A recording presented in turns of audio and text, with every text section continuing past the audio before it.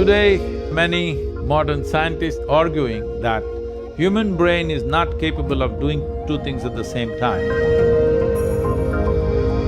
I am a living example that they're all wrong. I have 12, 14 tracks running in my mind all the time. Intellect is only the surface aspect, it is a veneer.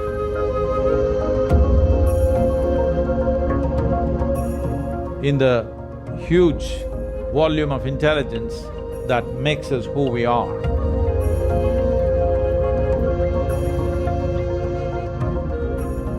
If you look at the evolutionary dimension of life upon this planet, why a human being is dominating this world, though physically we are weaker than many other creatures on the planet, is simply because in some way we have become more competent than others. So the competence of being human is greatly reduced when there is no clear distinction between what is memory, what is imagination, what is sleep, what is wakefulness. There are 5 major points of receptivity in one's mind. These are centers of memory, centers of imagination, centers of right perception, centers of perversion, and centers of sleep. If you practice classical yoga, these 5 dimensions will be distinctly separate in your experience.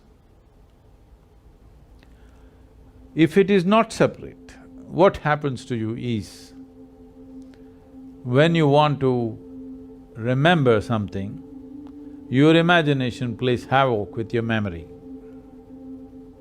When you want to imagine something, your memory will constrain you from really proper dimension of imagination.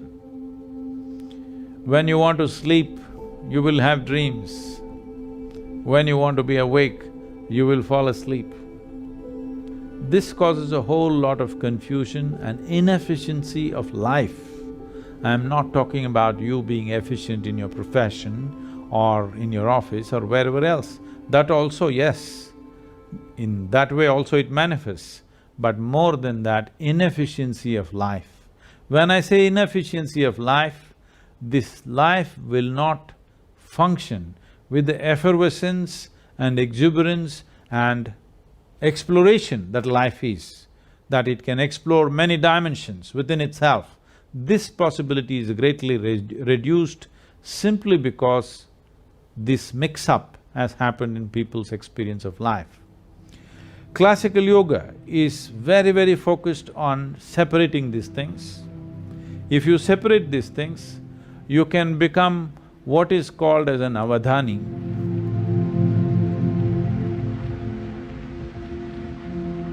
In ancient times, there were many people, today there are a few.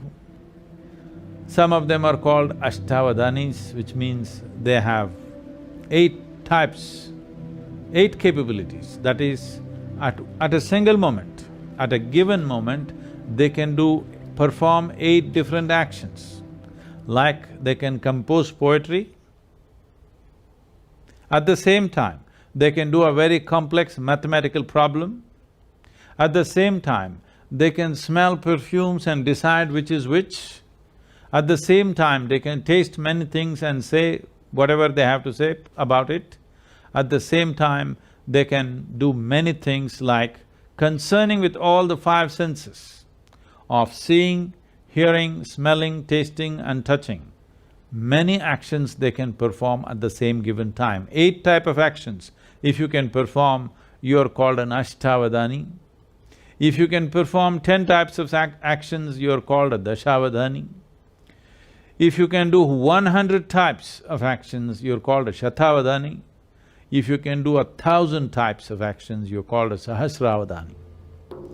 Sahasravadhanis have been very, very rare. People say that Agastya Muni was a Sahasravadhani, that means he could do 1,008 things at the same time. So these Avadanis are not just legend, there have been many in the past which are well-recorded incidents. Vidyapati in Andhra Pradesh was a Dashavadani. Through him, an entire culture of Dashavadanis developed in Andhra Pradesh. Even today in the villages of Andhra Pradesh, there are Ashtavadanis and Dashavadanis in quite a good number. Siddhachandra was a Shatavadani. He performed 100 types of actions under the scrutiny of Akbar's court, the Emperor Akbar's court. And he was honored for this and given the title of Shatavadani because he performed 100 functions. And in modern times, there have been people who have performed 100 different actions, like Ravichandra Bai, who was a Gujarati Jain, who is a Shatavadani. Tirukural Ramakanaga Subramaniam was Shodasavadani, that means he performed 16 actions at a time.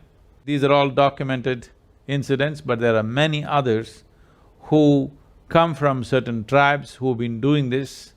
It used to be a common thing in India that people would come and set up a small situation in the village where a few hundred people gather and they would perform many actions at the same time which look quite miraculous. But this is just to demonstrate the capacity of human memory, because human memory is not limited to articulate memory that we're talking about. Articulate memory is just a thin layer, the rest is a profound dimension. Our body carries 1 trillion times more memory than what you can articulate in your mind.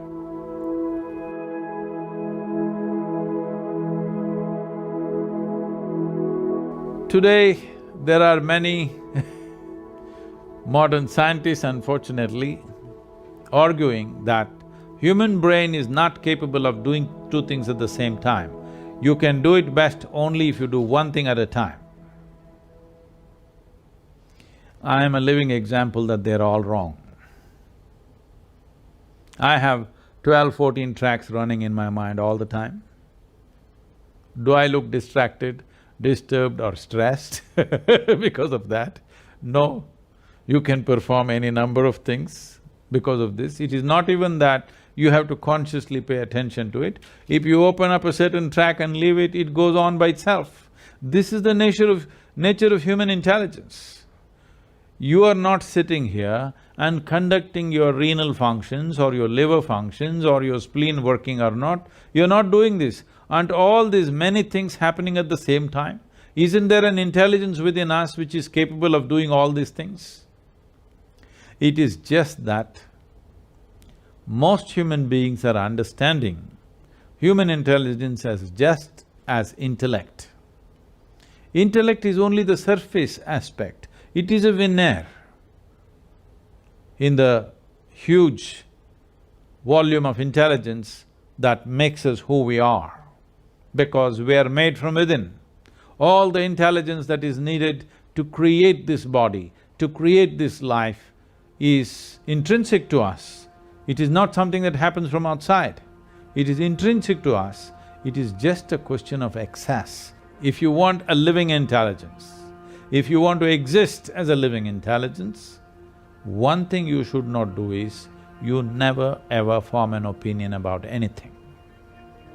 That means you're always an active intelligence, you're looking at everything the way it is. An opinion means you have given up your ability to experience, you have become opinionated, or an impression of the past is overruling the reality of what is there right now.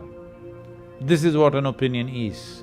But unfortunately, we have created societies where unless you have an opinion, you're considered dumb or stupid because you have no opinion.